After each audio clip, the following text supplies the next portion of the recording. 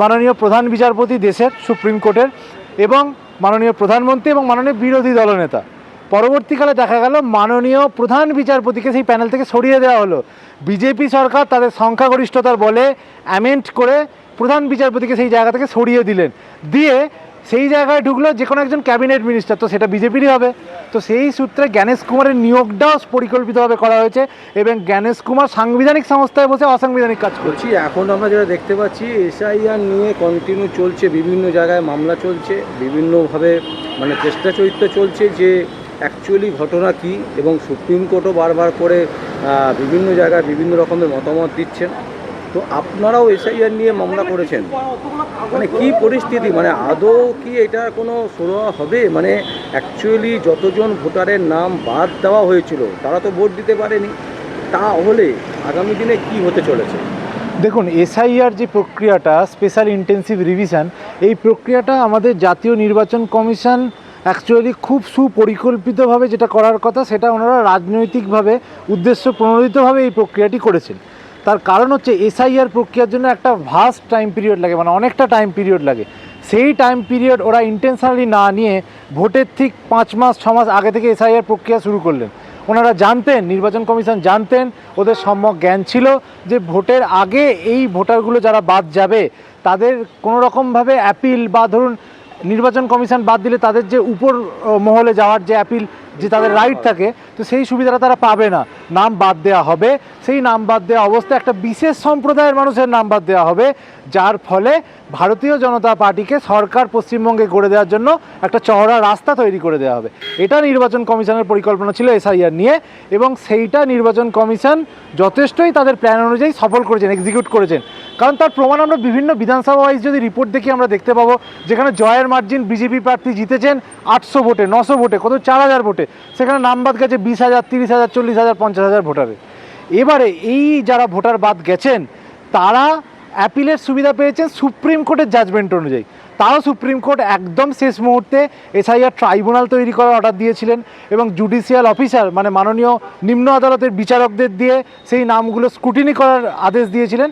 সেই জন্য কিছু নাম তাও শেষ মুহূর্তে ঢুকেছে, কিন্তু এই প্রক্রিয়াটা একদমই স্বচ্ছ নয়।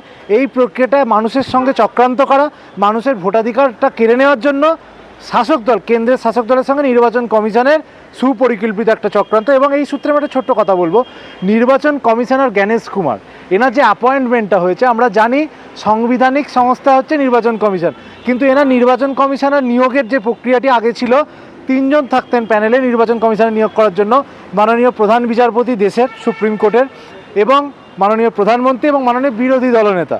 পরবর্তীকালে দেখা গেল মাননীয় প্রধান বিচারপতিকে সেই প্যানেল থেকে সরিয়ে দেওয়া হলো।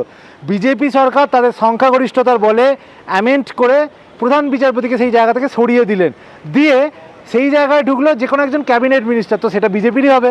তো সেই সূত্রে জ্ঞানেশ কুমারের নিয়োগটাও পরিকল্পিতভাবে করা হয়েছে এবং জ্ঞানেশ কুমার সাংবিধানিক সংস্থায় বসে অসাংবিধানিক কাজ করেছেন। এসআইআরে যাদের নাম বাদ গেছে তারা তো সাংবিধানিক অধিকার, তাদের ভোটাধিকার যে খর্ব হয়েছে, তারা আমাদের কাছে আসছেন। এরকম প্রচুর 100, 200, 300 মামলা, আমার আনকাউন্টেবল, আমি কাউন্ট করে বলতে পারবো না, এরকম মামলা হাইকোর্টে আমরা করছি। একদম পরিস্থিতি যেটা সেটা খুব খারাপ। এনাদের নাম বাদ গেছে, হিসাব অনুযায়ী ডেটা বলছে 27 লক্ষ নাম বাদ যাওয়ার মধ্যে আবার মাননীয় মুখ্যমন্ত্রী বলছেন 7 লক্ষ নাকি ট্রাইব্যুনালে গেছেন, অথচ অ্যাপিল পেন্ডিং আছে 30 লক্ষের ওপরে। তাহলে বাকি অ্যাপিলগুলো কারা করলো?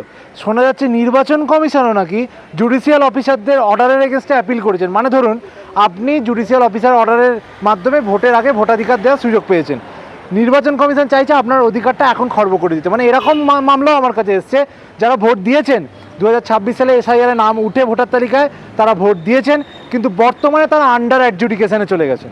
এরকম মামলাও আমার কাছে আসছে এবং ভবিষ্যতে আরও মানুষ হয়তো আন্ডার অ্যাডজুডিকেশনে চলে যাবেন। অথচ অ্যাপিলের নিষ্পত্তির কোনো মানে দ্রুততা নেই, অ্যাপিলের নিষ্পত্তি হচ্ছে না, যার জন্য মানুষ হাইকোর্টে আসতে বাধ্য হচ্ছেন।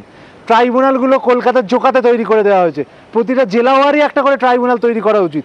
কারণ জেলার মানুষ, মালদার মানুষ, মুর্শিদাবাদের মানুষ, সর্বোপরি উত্তরবঙ্গের মানুষ, যে বিজেপি সরকার উত্তরবঙ্গের কথা বলে উত্তরবঙ্গের উন্নয়ন মমতা বন্দ্যোপাধ্যায় করেনি, বিজেপি সরকার করবে, সেই উত্তরবঙ্গের মানুষ, কোচবিহারের মানুষ, শিলিগুড়ির মানুষ, দার্জিলিংয়ের মানুষ, তারা কলকাতার জোকাতে আসবে ট্রাইব্যুনালে তাদের নামের অ্যাপিল করার জন্য?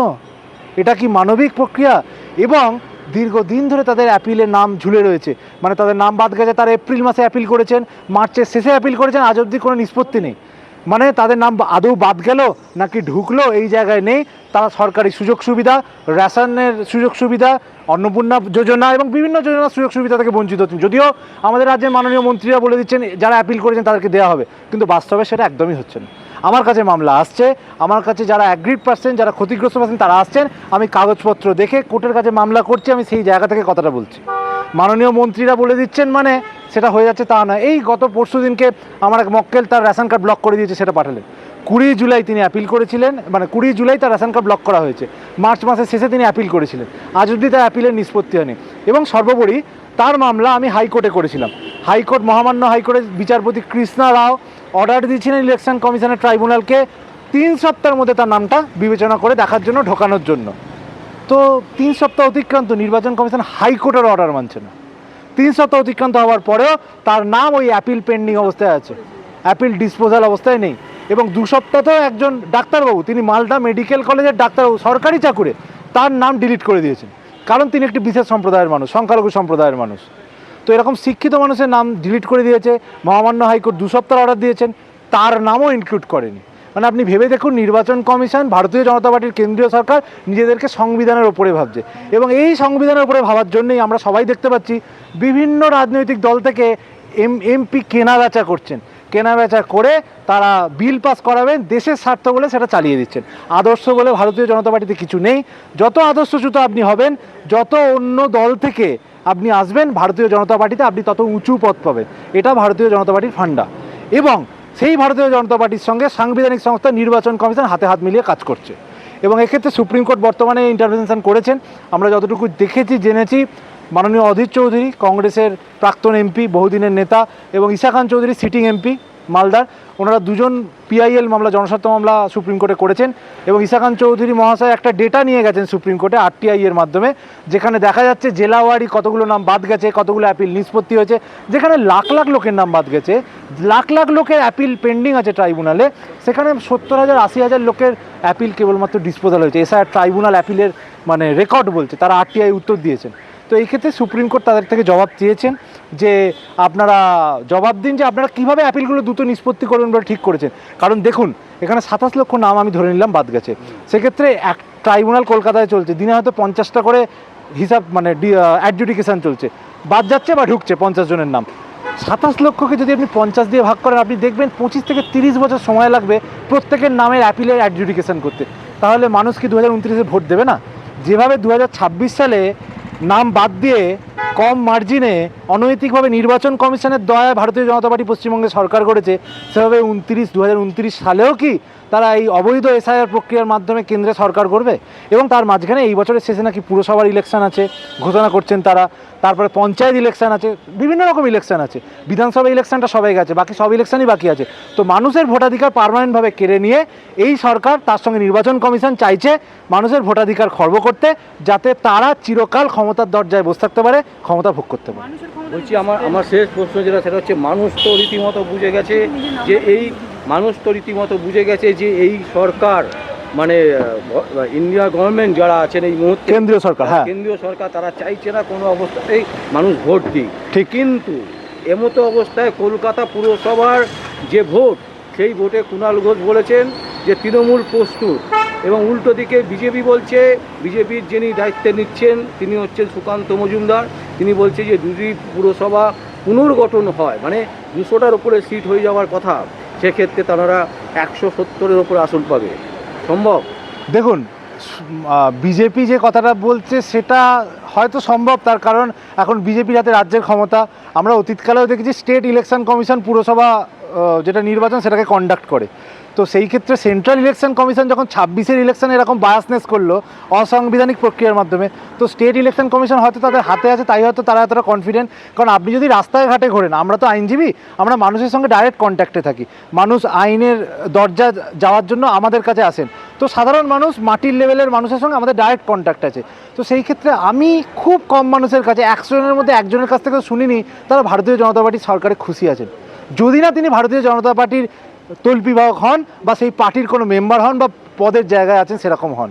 তো সেই জায়গা থেকে আমার মনে হয় না যদি নৈতিকভাবে ভোট হয় ভারতীয় জনতা পার্টি পুরসভাতে সংখ্যাগরিষ্ঠতা পাবে না। এবার কুণাল ঘোষ, মাননীয় কুণাল ঘোষের যুক্তি, তাদের পার্টির এখন জরাজীর্ণ দশা, আপনারা দেখতে পাচ্ছেন তাদের পার্টির লোক বিজেপিতে চলে যাচ্ছে, এনডিএর জোটসঙ্গী হয়ে যাচ্ছে, তাদের টিকিটে জিতে অনৈতিকভাবেই করছেন, সেটাকে আমি সাপোর্ট করছি না। তো সেই ক্ষেত্রে মাননীয় কুণাল ঘোষ এবং মাননীয় মমতা বন্দ্যোপাধ্যায় যারা কালীঘাটপন্থী তৃণমূল আছেন, তারা হয়তো নিজেদের কর্মীদেরকে অক্সিজেন দেওয়ার জন্য এই কথাটা বলছেন। তবে এই মুহূর্তে দাঁড়িয়ে যেটা ভারতের জাতীয় কংগ্রেস বিকল্প শক্তি হতে পারে, কারণ সেই ক্ষেত্রে কারণ রাহুল গান্ধী সেন্ট্রাল লেভেলে যেভাবে লড়াই করছেন এবং সাধারণ মানুষের সঙ্গে, ছাত্র যুবদের সঙ্গে তাদের পাশে যেভাবে দাঁড়াচ্ছেন, তো ভারতের জাতীয় কংগ্রেস বিকল্প হতে পারে। কিন্তু সেই ক্ষেত্রে ভারতীয় জনতা পার্টি ইলেকশন কমিশন স্টেটের তার সঙ্গে কীভাবে কলিশন কনস্পিরেসি করে ইলেকশন করাবে, আদৌ ঠিকভাবে ইলেকশন আমরা দেখতে পাবো কি না, তার ওপর সব কিছুটা ডিপেন্ড করছে।